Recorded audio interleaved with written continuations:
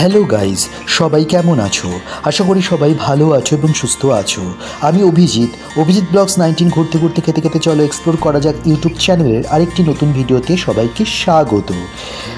রূপং দেহি জয়ং দেহি যশো দেহি দিশো জহি। বাঙালির দুর্গাপুজো আসন্ন, এই আশ্বিনের শারদ প্রাতেই তাহলে ঘুরে আসা যাক যেখান থেকে মায়ের প্রতিমা সূচনা। হ্যাঁ, কুমোরটুলি থেকে। শোভাবাজার সুতানটিতে অবস্থিত এই কুমোরটুলি। তিনটে কচুরি আর আলুর তরকারি 20 টাকা। গঙ্গার ঘাটে এসে চা খাবো না তাই কখনো হয় না।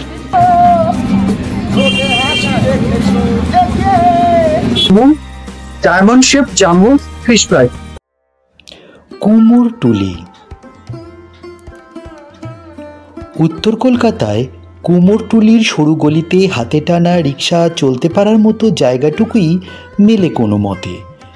ওইসব ঘিঞ্জি গলিতে একমাত্র যে লোকগুলোর দেখা পাবেন হরদমই তারাই কুমোর, এই শহরের প্রতিমা শিল্পী।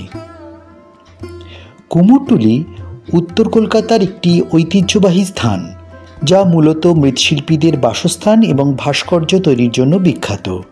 এই অঞ্চলের শিল্পীরা দুর্গাপুজো সহ বিভিন্ন উৎসবের জন্য মাটির প্রতিমা তৈরি করেন এবং তাদের শিল্পকর্ম দেশের বাইরেও রপ্তানি হয়।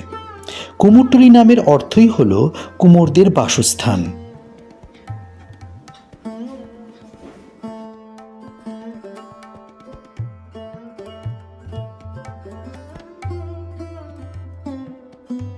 এইখানেই কাদামাটি থেকে মৃন্ময়ী মাতৃরূপা দেবী দুর্গা ধীরে ধীরে অবয়বযুক্ত চিন্ময়ী মাতৃরূপে আকার পান। নিরাকার রূপী শক্তি সাকার রূপে চিহ্নিত হন।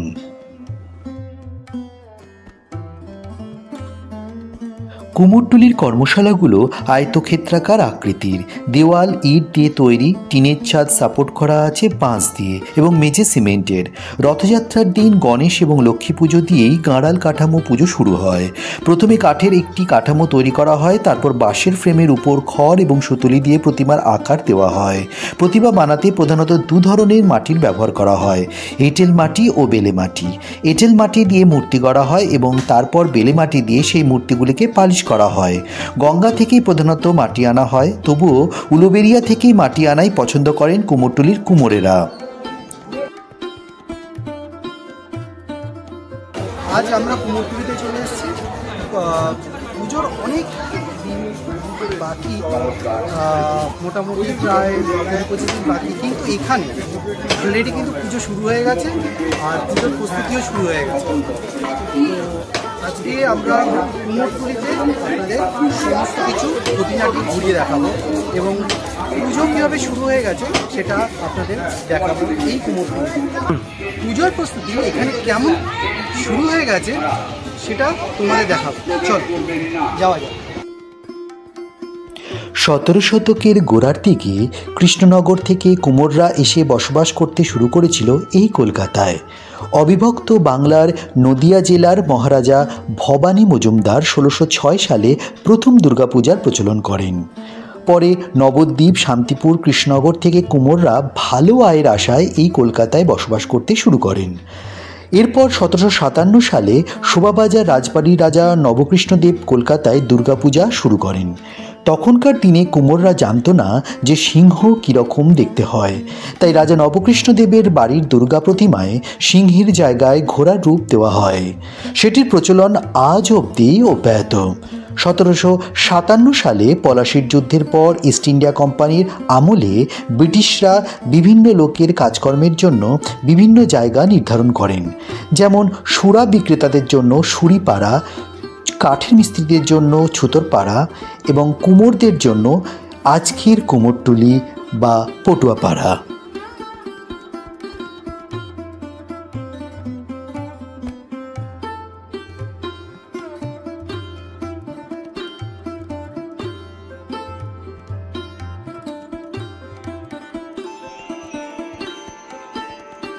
দুর্গাপূজার উৎসবের মেজাজে আর আড়ম্বরতায় অসামান্য অকল্পনীয় শিল্পকে দেখে আমরা মুগ্ধ হই।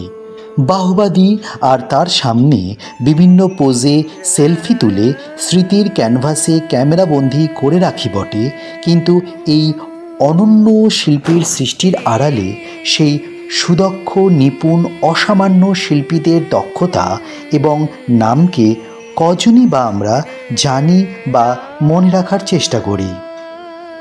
দেবী দুর্গার আগমনে উন্নত সভ্যতার শহর যখন উৎসবের আলোর রোশনাইয়ে আলোকিত, ঠিক তখনই এই চির অবহেলিত 2 ফুটের সরু গলিযুক্ত স্যাঁতস্যাঁতে অস্বাস্থ্যকর পরিবেশময় পটুয়াপাড়ায় সেই উন্নত সভ্যতার আলো পৌঁছায় না। দীপ্তময় শিল্পের প্রদীপের তলায় শিল্পীর নাম আজও অন্ধকারে হারিয়ে যায়। পটুয়া লেন ঢোকার ঠিক উল্টো দিকে দুর্গাচরণ ব্যানার্জি স্ট্রিটের উপরে সন্ধ্যাবেলায় এই দোকানটি আমাদের চোখে পড়ল, যেখানে প্রচুর মানুষ ভিড় করে খাবার কিনছে। আর বড় কড়াইয়ে ফুটন্ত তেলে তখন ভাজা চলছিল বেগুনি, ফুলুরি, আলুর চপ, কড়াশুটির কচুরি, আরও কত কিছু।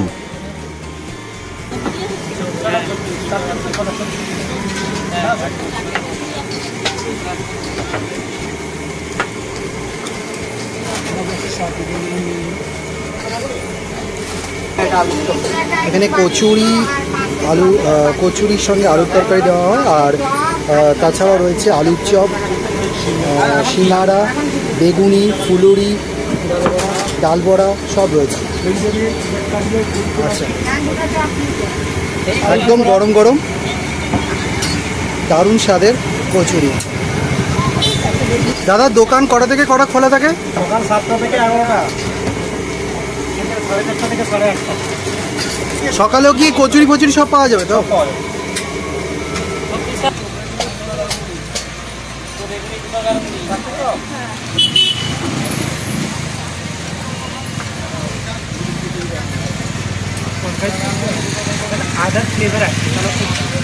দুর্গাচরণ স্ট্রিটে এইরকম গরম গরম কচুরি আর আলু মটরের তরকারি পাওয়া যাচ্ছে। 3টে কচুরি আর আলুর তরকারি 20 টাকা, মাত্র 20 টাকা, একদম গরম গরম। কড়াইশুটি পুর দেওয়া রয়েছে।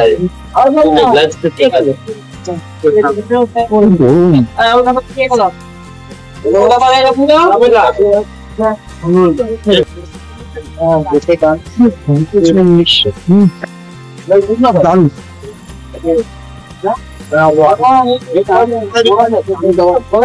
হিঙের ফ্লেভার রয়েছে, কড়াইশুটি ভরা,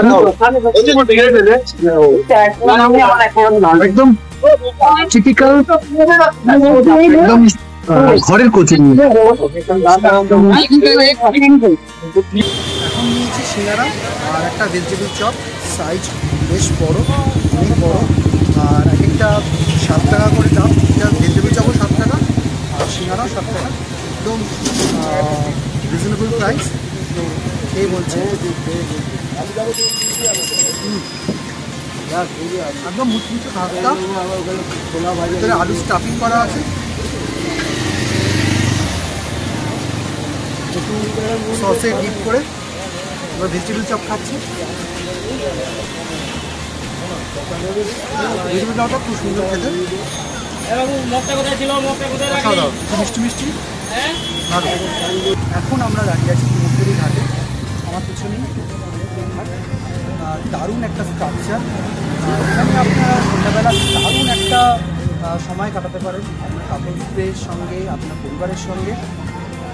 সুন্দর চারিপাশে গঙ্গা রয়েছে, দারুণ একটা মনোরম পরিবেশ, অসাধারণ একটা অনুভূতি হবে। এখানে গান বাজনা সব রকমই চলে, ফ্রেন্ডস মিটস হয়, কাপলসরা থাকে, বিভিন্ন পরিবারের প্রিয়জনদের মানুষের সঙ্গে এখানে সময় কাটাতে আসে। আর তার পাশেই ঠিক রয়েছে একটা ছোট্ট কাউন্টার, বাউন্ডুলে ক্যালকাটা, যেটা আজকে আমরা এসেছি বাউন্ডুলে ক্যালকাটায়। আবার উত্তর কলকাতায় আসবো আর স্ট্রিট ফুড খাবো না, তা তো কখনো হয় না। স্ট্রিট ফুড খেতে হবে, উত্তর কলকাতাকে জানতে গেলে স্ট্রিট ফুড খেতেই হবে।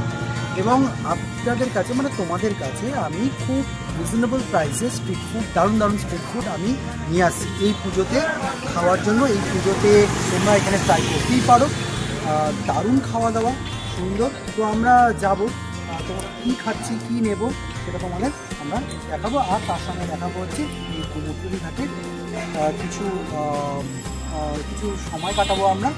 তো চলো, লেটস গো।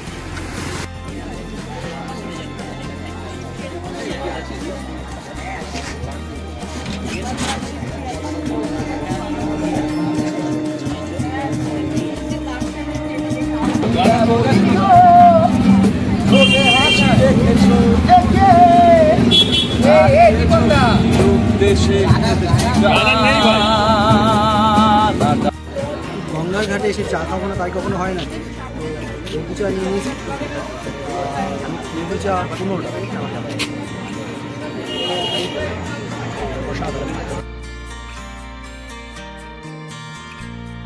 কুমোরটুলি ঘাটের ঠিক পাশেই রয়েছে এই বাউন্ডুলে কলকাতা নামে ছোট্ট টেকওয়ে কাউন্টার কাম ক্যাফেটা। একটু দোকান কটা থেকে কটা খোলা থাকে? হ্যাঁ, বিকাল 3:30। আর কটা অবধি খোলা থাকে? 9:30 মানে মঙ্গলবার শুধু বন্ধ থাকে। আচ্ছা আচ্ছা, মঙ্গলবার শুধু বন্ধ থাকে, আর রোজ খোলা থাকে? হ্যাঁ। সুব্রত এখন অর্ডার দিচ্ছে ডায়মন্ড জাম্বো ফিশ ফ্রাই একটা, যার দাম 140 টাকা, যেটা পিওর ভেটকি মাছের, আর 1 প্লেট চিকেন মোমো, যার দাম 70 টাকা। মেনু কার্ডটা তোমাদের সামনে দিয়ে দিলাম, ভিডিও পজ করে দেখে নিতে পারো। এখন ফার্স্ট নিয়েছি আমরা jumbo diamond shape jumbo fish fry, তার সঙ্গে কাসুন্দি দেওয়া হয়েছে, স্যালাড দেওয়া হয়েছে। তো এখন আমরা টেস্ট করবো। প্রচন্ড বড়, আর ভেতরে দেখছি ভালোই মাছের ভেতরে প্রোটিন দেওয়া আছে, আর ট্যাঙ্কো ফ্রাই করা আছে ব্রেড ক্যাম দিয়ে, বেশ মুচমুচে। তো টেস্ট করবে, এটা বাইক নেবো ভাবছে, তো ডিপ করে নেবো মাছটার সসে।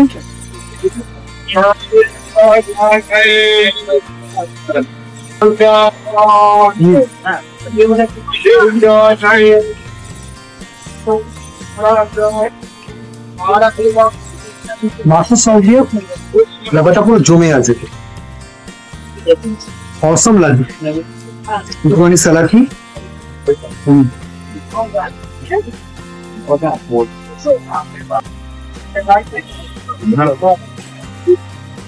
এই যে মাছের কোটিংটা আমি দেখাচ্ছি, প্রচন্ড গরম। এছাড়াও এখানে বিভিন্ন মশলা দিয়ে ফাইল করেছে এই কোটিংটা, আর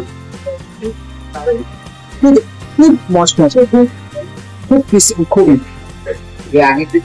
আরেকবার বাইক নিব, লোভ লাগছে আর বাইক নিয়ে পারছিল।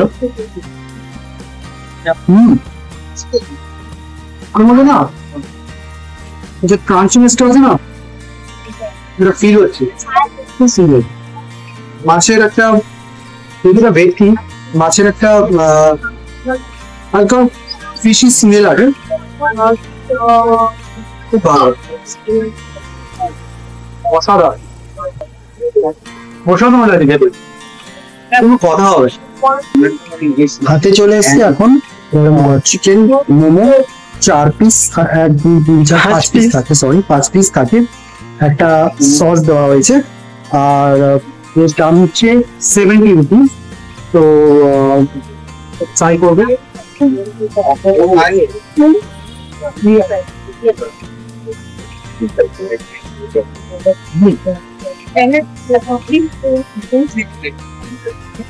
চিকেন একেবারে ঠাসা,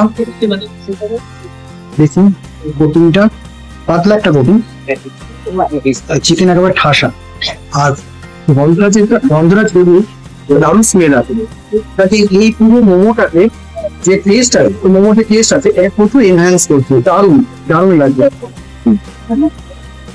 পেঁয়াজ দিয়ে পুরো পাইল করা চিকেনটাকে এর উপরে ক্রাশ করে এটা বানানো, এই স্যুপটা বানানো।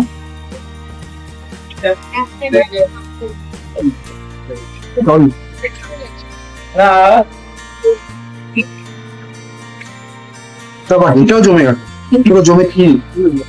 আজকে ভিডিওটা তবে এই পর্যন্ত। তোমরা ভালোবেসে আমাদের চ্যানেলটি সাবস্ক্রাইব করো, কমেন্ট করো এবং ভিডিওটা ভালো লাগলে অবশ্যই লাইক আর প্রচুর শেয়ার করো, আর নোটিফিকেশনের বাটনটা অবশ্যই ক্লিক করবে, তাহলে সমস্ত আপডেট সর্বপ্রথমে তোমাদের কাছে পৌঁছে যাবে। সুস্থ থাকো, ভালো থাকো, আনন্দ থাকো, প্রচুর গাছ লাগাও, পরিবেশকে পরিষ্কার রাখো। হ্যাপি দুর্গা পুজোটা।